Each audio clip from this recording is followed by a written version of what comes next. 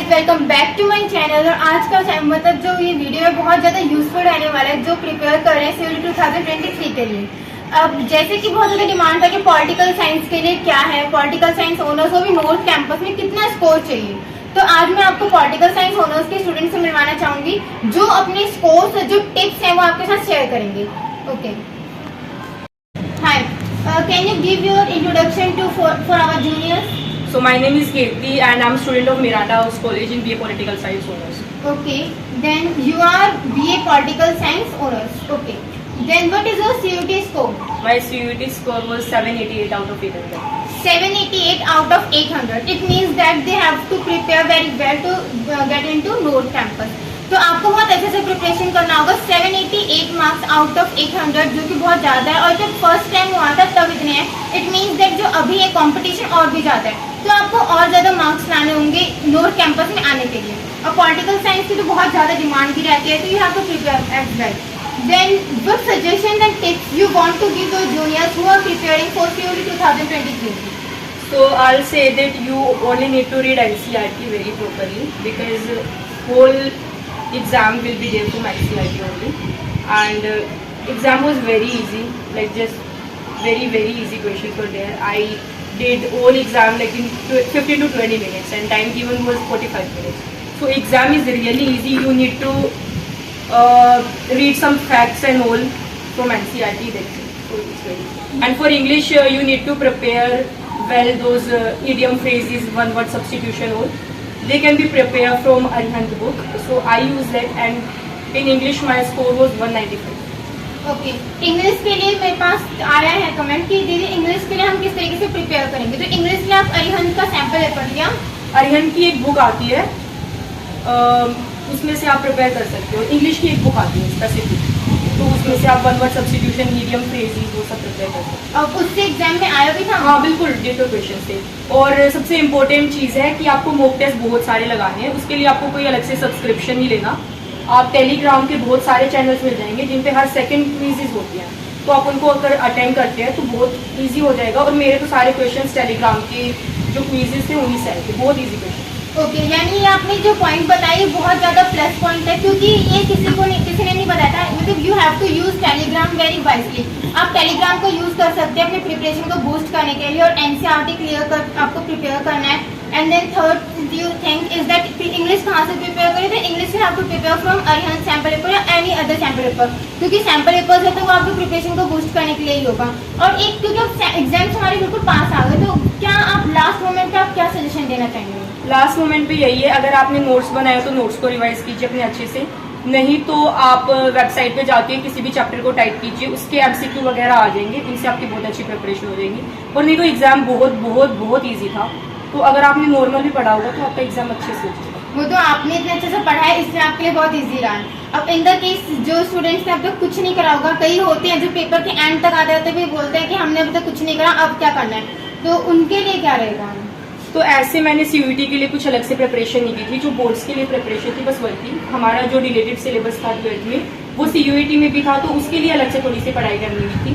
नहीं तो इतना कुछ खास नहीं था, बस अगर आपने नोट्स बनाए तो उनको रिवाइज कर लीजिए और अपने फैक्ट्स पे थोड़ा सा ध्यान दीजिए, क्योंकि MCQ में क्या पूछेंगे, फैक्ट्स ही पूछेंगे। और क्वेश्चंस पे बहुत अच्छे से ध्यान ये रखना है कि क्वेश्चंस को वो घुमा देते हैं, जैसे क्वेश्चन में ही नोट करके दे देते हैं और फिर ऑप्शन देते हैं। बच्चे नोट को नहीं पढ़ते और क्वेश्चन को अटेम्प्ट कर देते हैं। It means that you have to read question very carefully. Okay, your all points are awesome. मुझे पूरा बिलीव है कि जो हमारे जूनियर्स जो ये वीडियो देखें उन सबको ये सारे पॉइंट्स बहुत यूजफुल लगेंगे। Thank you so much to मतलब have this students and last. Okay, thank you so much and best of luck everyone. My name is Komal Charan. Okay, and which stream you are pursuing right now? Right now I'm enrolled in the course of BA Honours Political Science. BA Honours Political Science. Okay, just give your introduction.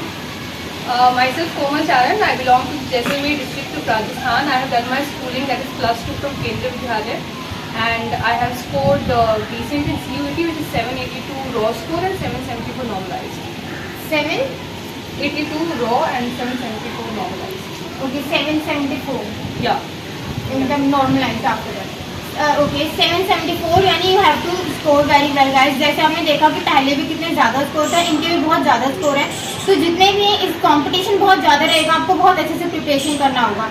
तो give suggestion कि आपने किस तरीके से पढ़ा था और आप क्या मतलब एडवाइस करना चाहेंगे अपने जूनियर्स को कि वो इस एग्जाम को किस तरीके से क्रैक कर सकते हैं लेस टाइम में और बहुत ज़्यादा इफेक्टिव वे में। I think I do not have anything substantially different from KP. I think I actually emphasize the importance of NCRTs. They are sacred when it comes to CUET or both for that matter. Just be thorough with them, and since CUET is a MCQ based examination, you have to be your approach has to be objective rather than subjective.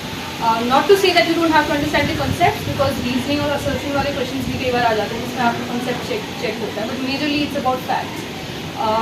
Rely on NCRTs, attempt mocks as much as you can, analyze your mocks, improvise on them, and time management is not an issue for arts stream. For science stream, yes it is. For arts stream, as she said that 15 minute में हमारा हो गया था. So okay, आप 12th में कौन सा stream से थे? ह्यूमैनिटीज यानी आर्ट्स बैकग्राउंड।